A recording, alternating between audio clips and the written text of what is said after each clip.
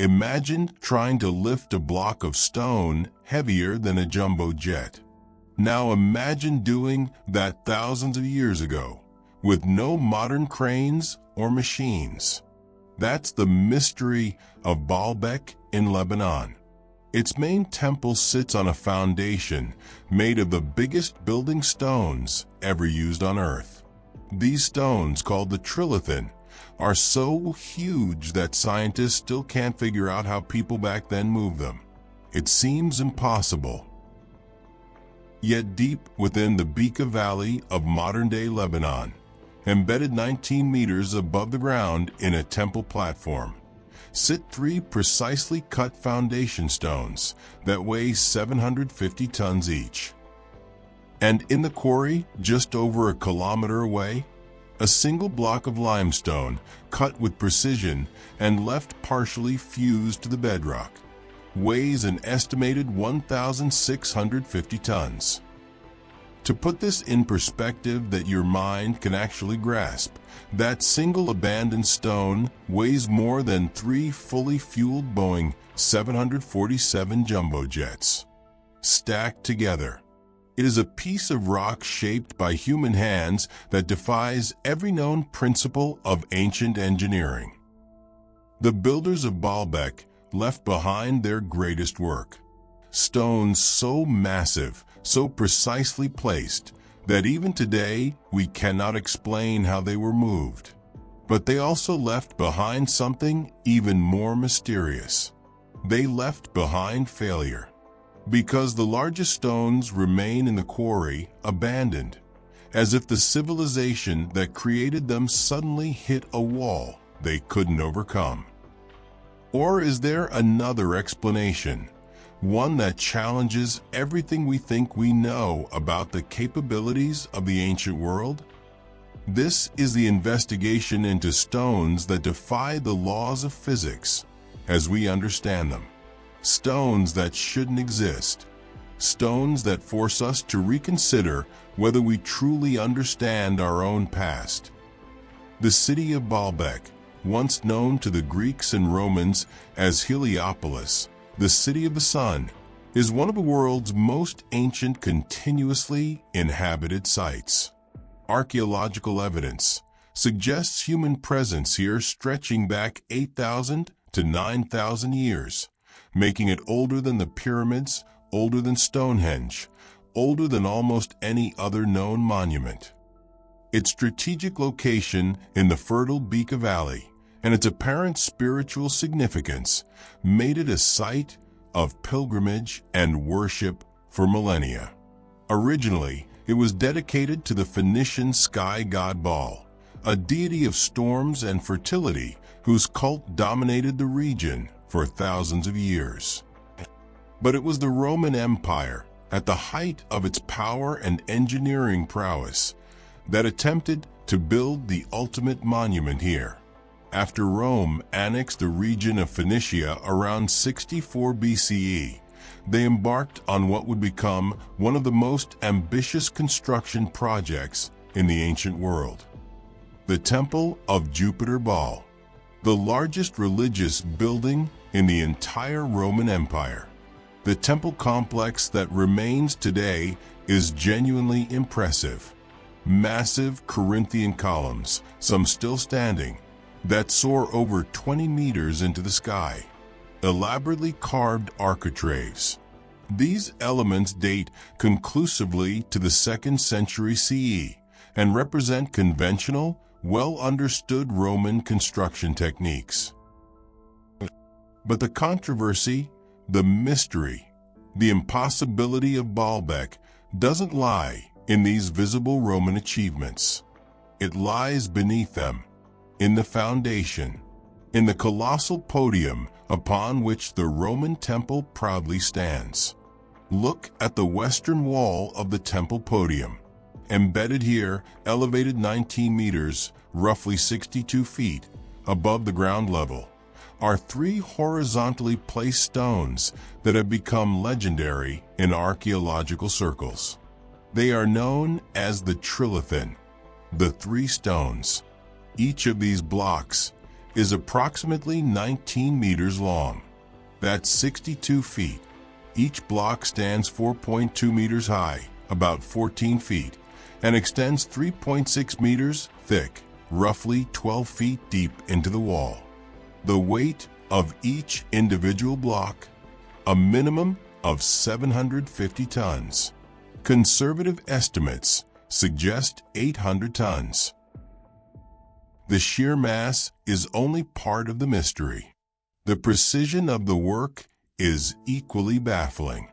Michel Alouf, a former curator of the Baalbek ruins who spent decades studying the site, observed that the Trilithon blocks are so accurately placed, so carefully joined, that it is almost impossible to insert a needle between them.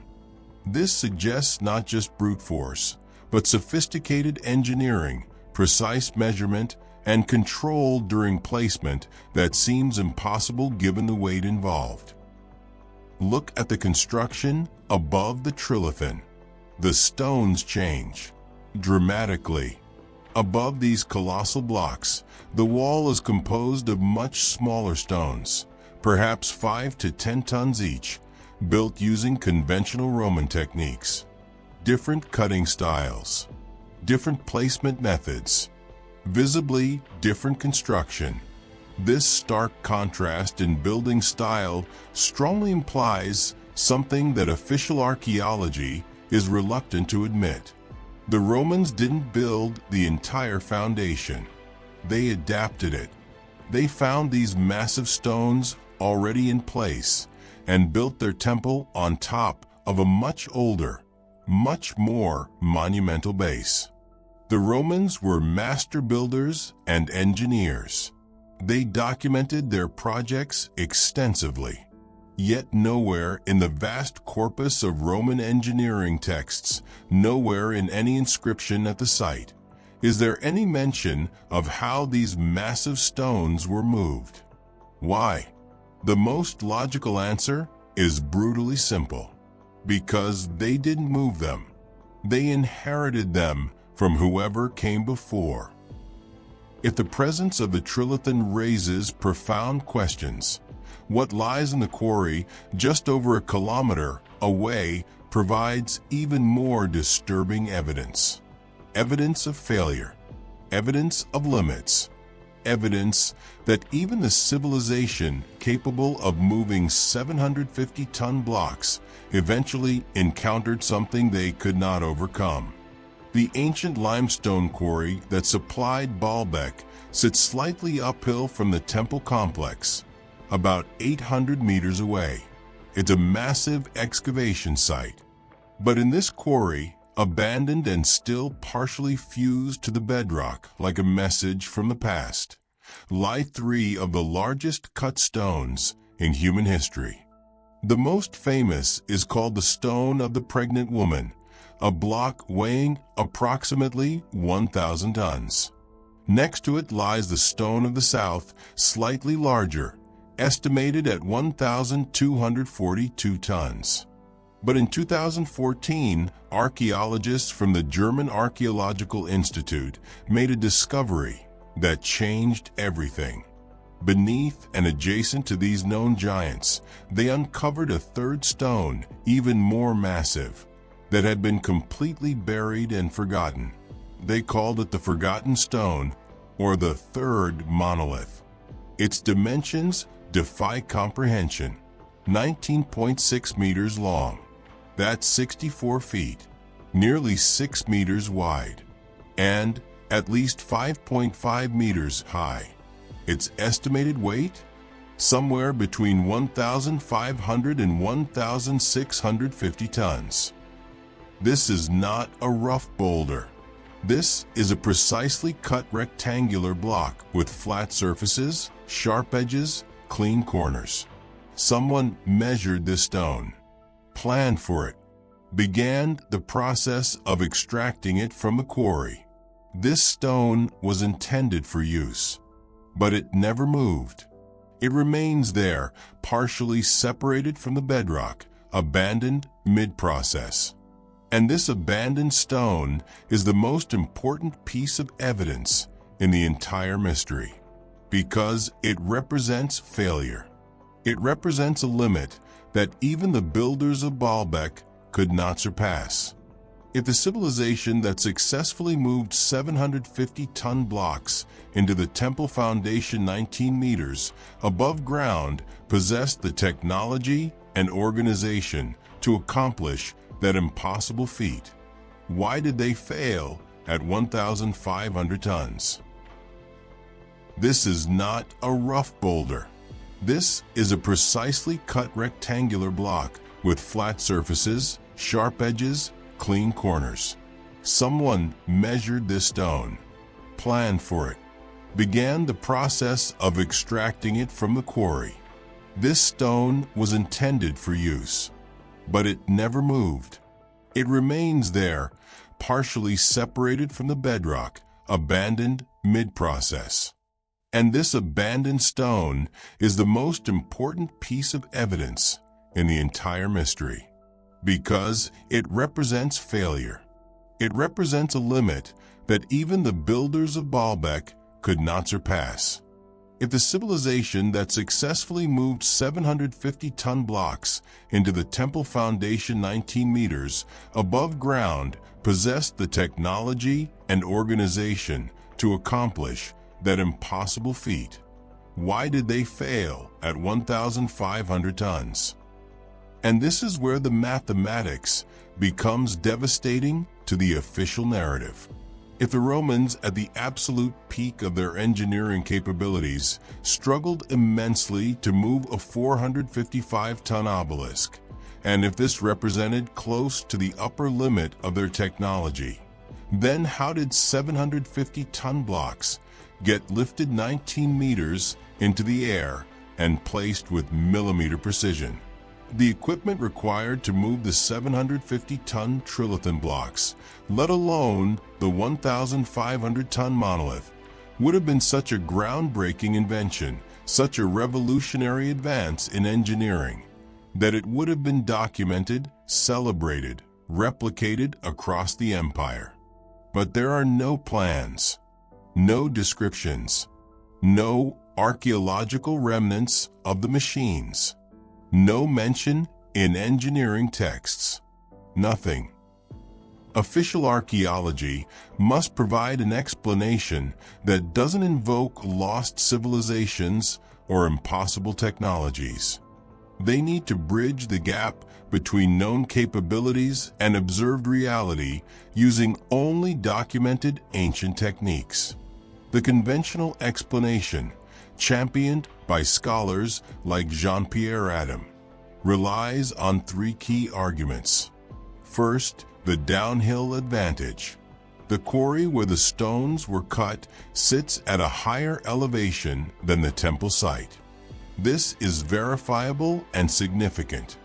Moving stones downhill reduces the greatest challenge of horizontal transport across flat terrain. Second, ropes, rollers, and massive manpower.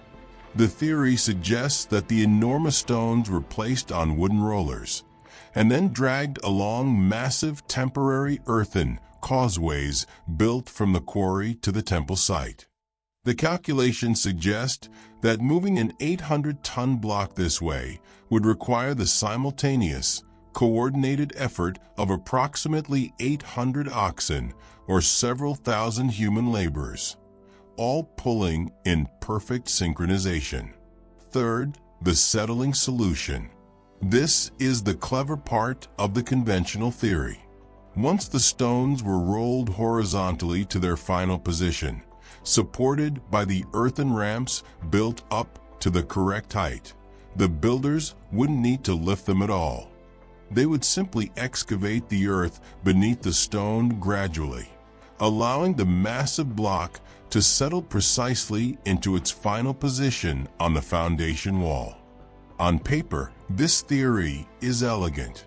It attributes the achievement to superior organization, unlimited manpower, and clever application of basic physics, rather than impossible lost technology. While the conventional theory successfully explains how Romans could have moved smaller blocks. The logic begins to collapse under the weight of the 750-ton Trilithon, and it completely disintegrates when confronted with the 1,500-ton monolith. The core failure is one of practical scale and coordination. The proposal requires coordinating thousands of laborers to exert continuous, perfectly synchronized force. The precision problem is even more damaging to the conventional theory. The Trilithon's needlepoint fit, the millimeter-level accuracy of placement, requires movement to be perfectly controlled. But rolling and sliding stones on wooden rollers across earthen ramps produces exactly the opposite: grinding, shifting, imprecise movement. How do you achieve microscopic precision using the crudest possible movement technique? The answer is you don't. You can't. The methods are fundamentally incompatible with the observed results. But the single greatest piece of counter-evidence, the fact that completely destroys the conventional explanation, is the forgotten stone itself. If the builders possessed the organizational genius, the rope technology, the coordinated manpower capable of moving 750-ton blocks, if they had solved this problem, mastered this technique, then why did they reach a dead stop at 1,500 tons? The abandoned stone suggests that whatever technique was used, it had physical limits that couldn't be overcome simply by adding more resources.